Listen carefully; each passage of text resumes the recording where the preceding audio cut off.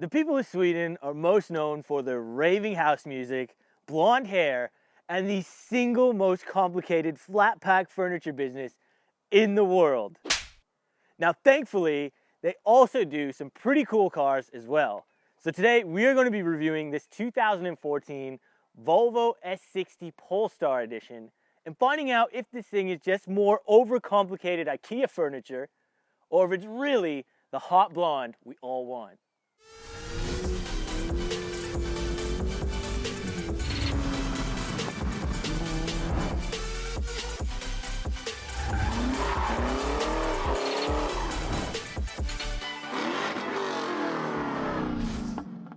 Now, the Volvo S60 Polestar Edition was first launched in 2013, and it was a bit of a test car because, weirdly enough, this was only available in Australia, and it was limited to about 50 units.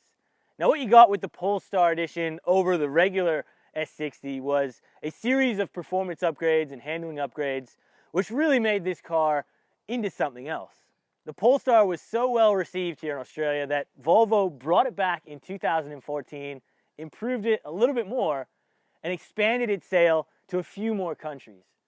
Now, these have been rumored to be limited to only 100 in the entire world for these 2014 editions. From that point onwards, basically any Polestar made about 750 units per year. Now, under the bonnet of the S60 Polestar, we have a 3-liter inline 6 turbocharged engine. This thing makes about 345 horsepower and about 370 pound-foot of torque from factory. It's made it to a 6-speed automatic gearbox with paddle shifters, and it is all-wheel drive. Now, I really do like a lot of Volvo engines, in particular the inline 5 turbo engine that is being featured in a lot of the Ford hot hatches, Focus RS. It's a brilliant engine, so I have really high hopes for this straight 6, which really also gives me a kind of Barra vibe too. Now, just on the overall style of this car, I like it a lot. It's not too in your face, but at the same time, when you see this thing in person, it really does have that little bit of an element to it that makes it mean business. I love the 19-inch wheels. It's apparently called winter wheels.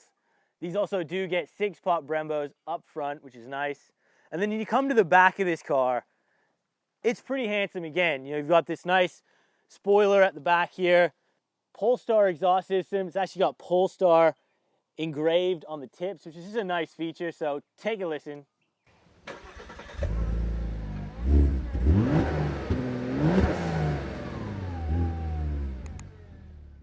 Now, just inside the Polestar Edition here, first off, beautiful Polestar bucket seats, and these are really, really nice. You know, the leather, they've got kind of this Alcantara-ish material in the middle, blue stitching on them, fit you very, very tightly, and they're very comfortable. We've also got quite a nice wheel here. Does have paddle shifters. Now, the owner has done a bit of an upgrade and put bigger paddles on it, which is always nice. The gauge cluster looks very, very cool. Big center tacho right in your field of view. It is kind of nice also how this is all turned to the driver just slightly. Just only slightly, but little things like that do make it feel more like a cockpit. Not really big on all the buttons and dials here, but again, it is a 2014, so we can forgive them for that. I quite like what they've done here with the shifter. Looks pretty cool and interesting, and weirdly enough, there is a bit of a cubby hole under here for whatever reason. I mean, extra storage. Now, in the back seats, look, it's not too bad. Look, headroom is a little bit compromised because it does have a sloping roof, but you can fit back there. Now, I wouldn't say 3 adults back there for a long trip, but a couple of them for a medium trip, it's not bad.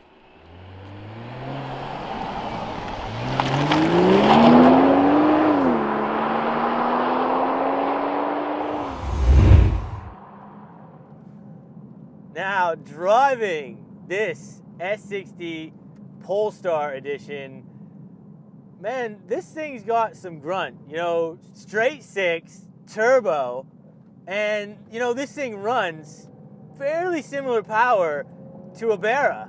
And look, that's always gonna spike my curiosity. And driving this thing, look, it's totally different to a Falcon. As soon as you step in this thing, you know, look, it just not even on the same wavelength. But I gotta say, the power and the way it puts it down, it's very reminiscent of Torquey. You know, the Torquey bearer, this thing is Torquey itself. You know, 500 Newton meters, about 370 pound-foot of torque. And, you know, pretty much anywhere in the rev range, 3,000 onwards, I guess. Yeah, this thing really pulls the speed up. And, man, it goes pretty well.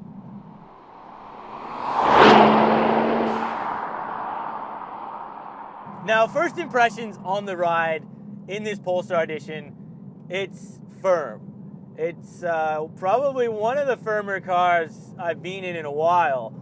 I'd probably rate this around that Focus RS level.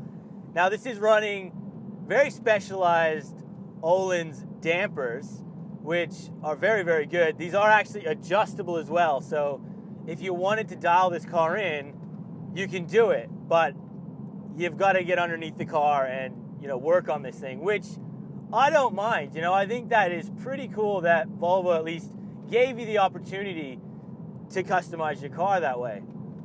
The driving position in this Polestar is really, really nice. You know, you actually do sit quite low in the seat. The wheel feels really nice. Paddle shifters work very well. And overall, you do have a really nice view of what's in front of you. And the seats, again, they just really hug you. Volvo just really knew how to do a really well executed seat here.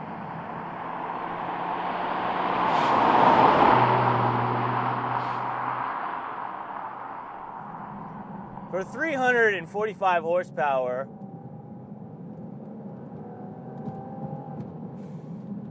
this car moves extremely well. The only time you can really feel this engine kind of bog down a little bit is if you are in the manual mode and you try and give it to it a bit under 3,000 RPM. You really got to kind of hold it about that 3,000 rev range mark and then just push your pedal down and this thing is off. It's plenty fast enough, this car, and when you start taking it on a nice B road like this, you would keep up with some very serious cars, I think, in this vehicle.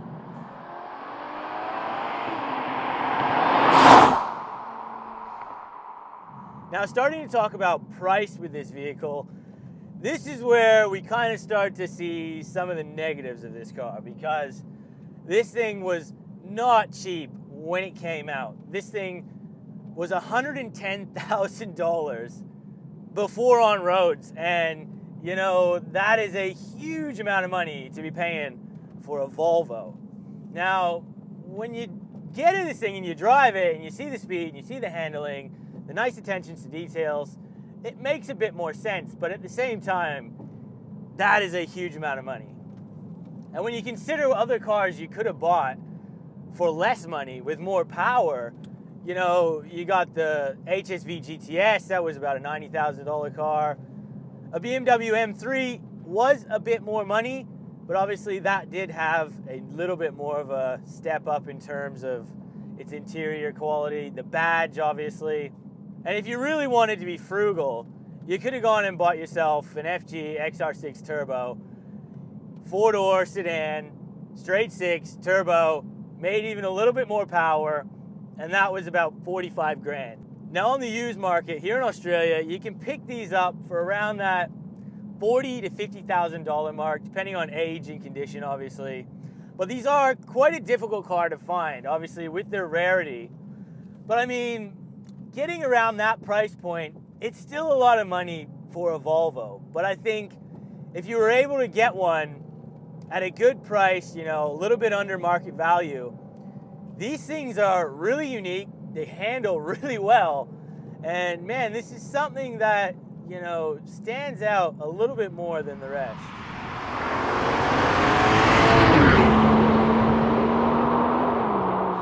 And just running through the gears here to get a bit of sound.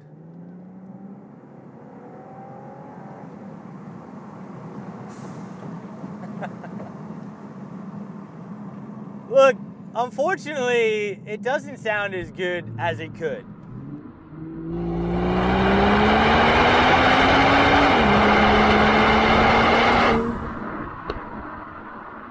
Unfortunately, yeah, we would have really liked to have seen it be a little bit louder. Now, in 2015, they did get an upgrade to have an adaptive sports exhaust, so when you put it in sport mode, some valves opened up, so that might have given it a little bit better note.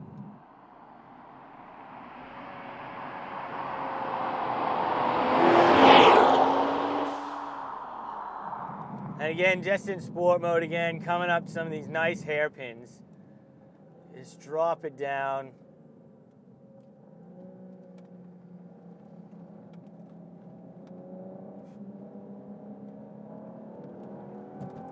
Get the smallest amount of understeer, but it handles itself really well, this car, and my goodness, it loves the B road. It really does. And again, the steering is just fantastic, really is. Point and shoot, no play in the wheel, good weight. Volvo has done really well with this car.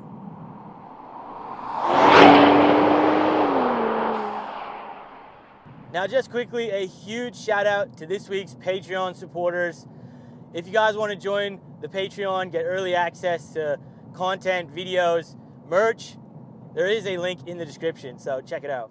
Now, 0 to 100. Look, this thing is claimed at 4.9 seconds. We've got the all-wheel drive system here. Look, I think this thing is going to be pretty impressive. So turn ESC off, put it in sport mode, foot hard on the brake, foot hard on the gas. Send it. 100. And look, it does really well. You know, it gets off the mark and just pulls. So it'll be really interesting to see what that time was. I think we'll be very close to that 5-second mark.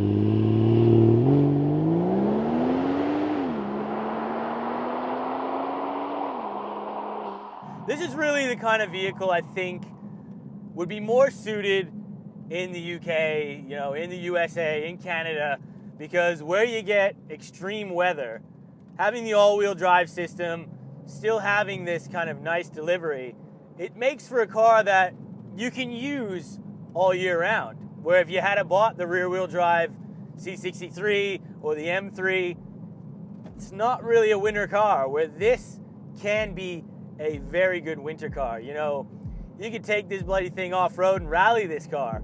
And, you know, there's quite a nice element to that.